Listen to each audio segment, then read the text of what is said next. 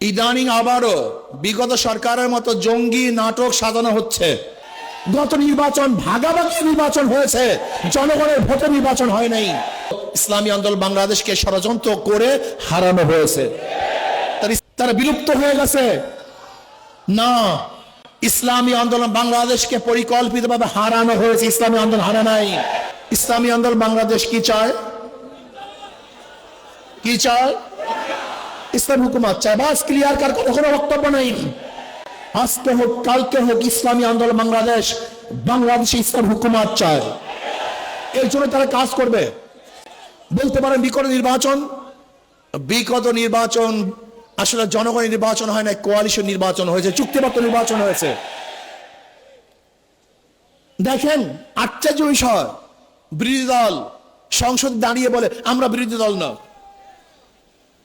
আবার সরকারি দল তারা বলে না আপনারা বিরোধী দল, আপনারা বিরোধী দল না, এই বক্তব্য আপনাদের ঠিক না। আজীব ব্যাপার, মানে কি যে করবে দিশাই পায় না, না সরকারি দল না বিরোধী দল। কারণ চুক্তিবদ্ধ তো, কারণ সরকারি দলের সাথে বিরোধী দলের সাথে চুক্তি হয়েছে, আপনাদের এত সিট, আপনাদের এত সিট। গত নির্বাচন ভাগাভাগি নির্বাচন হয়েছে, জনগণের ভোটে নির্বাচন হয় নাই। বলতে পারেন কিভাবে? এ বক্তব্য তো বিরোধী দলের প্রধান তিনিও বলেছেন, আবার অন্য অন্য হাজারো বক্তারা এবং জ্ঞানীরা বিগত অন্তর্বর্তী সরকারের দায়িত্বশীলরা বলেছে যে গত নির্বাচনটা কিভাবে হয়েছিল এটা তারা স্পষ্ট করেছেন। কিন্তু ইসলামী আন্দোলনের রেজাল্ট কি হয়েছে এটা দেখার বিষয় না, বরং আমি বলবো ইসলামী আন্দোলন বাংলাদেশকে ষড়যন্ত্র করে হারানো হয়েছে তার ইসলামের পক্ষে থাকার কারণে। আমি বর্তমান জনাব প্রধানমন্ত্রী তারেক সাহেবকে বলবো, বিএনপি ইশতেহার দিয়েছে, সেই ইশতেহার যেন বাস্তবায়ন হয়। প্রাইমারি স্কুলে যে ইসলামী শিক্ষক নিয়োগ দেওয়া হয় এবং কওমি ওলামায়ে কেরামকে প্রাধান্য দেওয়া হয়, এই ইশতেহার অবশ্যই আপনাকে বাস্তবায়ন করতে হবে। ইদানিং আবারও বিগত সরকারের মতো জঙ্গি নাটক সাজানো হচ্ছে। বিগত অন্তর্বর্তী সরকারের সময় কোনো জঙ্গি ছিল না, হঠাৎ জঙ্গি কোথা থেকে এসছে? আপনি কি জনগণকে অন্ধ মনে করেছেন? আবারও সেই জঙ্গি নাটক, আবার সেই সন্ত্রাসী হামলা, আবারও দেশটাকে ধ্বংস করার চক্রান্ত চলতেছে। আপনারা বক্তব্য দিয়েছেন মদিনা সনদ অনুযায়ী দেশ করবেন, আমরাও চাই আপনাদের বক্তৃতা অনুযায়ী সেই মদিনা সনদ অনুযায়ী দেশ পরিচালনা করেন। মুখে বলবেন একটা, বাস্তবতা হবে না, জনগণ তা মেনে নিবে না। আপনারা ভেবেছেন ইসলামী আন্দোলন বাংলাদেশ নিঃশ্বাস হয়ে গেছে, তারা বিলুপ্ত হয়ে গেছে। না, ইসলামী আন্দোলন বাংলাদেশকে পরিকল্পিতভাবে হারানো হয়েছে, ইসলামী আন্দোলন হারা নাই।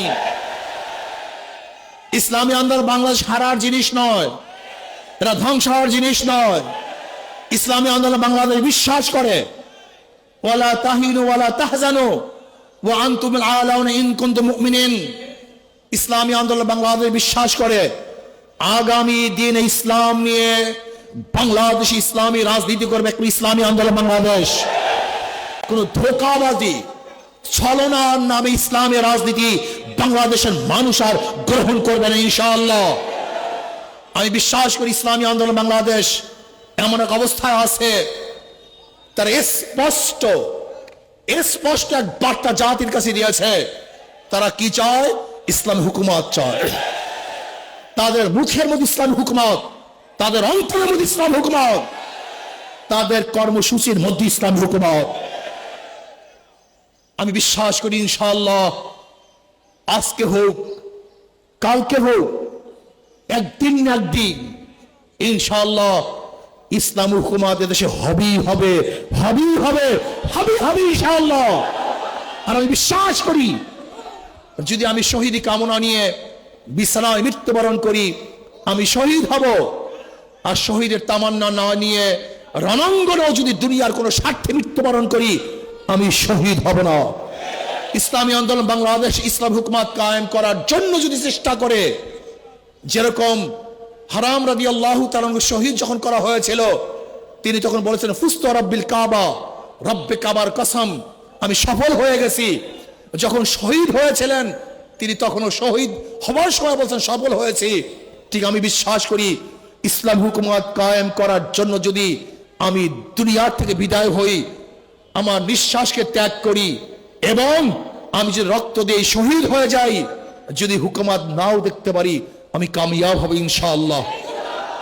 ইসলাম হুকুমত কায়েম করার জন্য আজকের থেকে আবার আমরা পুরো দামের সাথে নেমে পড়ব, সবাইকে দাওয়াত দেব, সমস্ত মানুষকে আহ্বান করব, ইসলাম হুকুমত কায়েম করতে বাংলাদেশে গণবিপ্লব করবে ইনশাআল্লাহ। আজকে হোক কালকে হোক এদেশের মানুষ ইসলাম হুকুমতের জন্য রাস্তায় নামবে ইনশাআল্লাহ, কোনো সন্দেহ নাই। আসুন ইসলাম হুকুমতের জন্য আজকের থেকে আবার নতুন উদ্যমে আমরা কাজ শুরু করব।